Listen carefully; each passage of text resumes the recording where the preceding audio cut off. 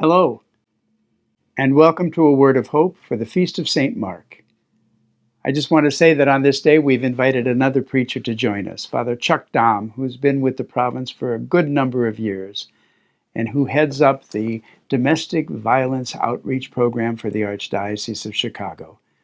A fine, fine preacher with a fine ministry. We welcome him to the Preachers for a Word of Hope. So we reflect on St. Mark today. Mark's gospel is the second gospel usually considered, and it's considered also the most basic or the first gospel. So Matthew and Luke copied quite a bit of Mark. You can see the similarities. But Mark wanted to focus on a couple of things. One was Jesus is the Messiah.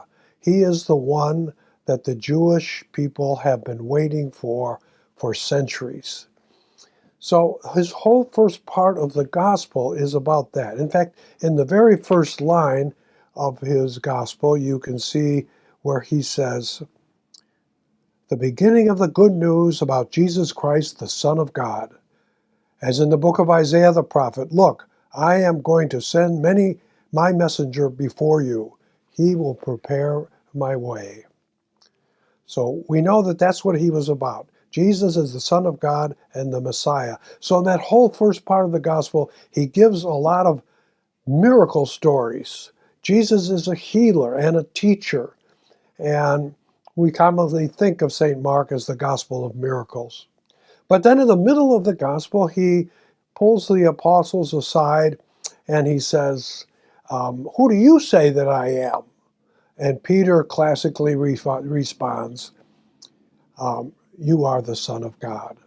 So the whole second part of the gospel is about how Jesus is acting as the Son of God and the Messiah. And it's not like many people thought. He's not the mighty, powerful ruler.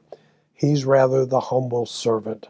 In fact, service is his theme in that whole second part of the gospel. I have come to serve and not be served. So today, we who are Christians and followers of Jesus, let us adopt Jesus' perspective on all of this.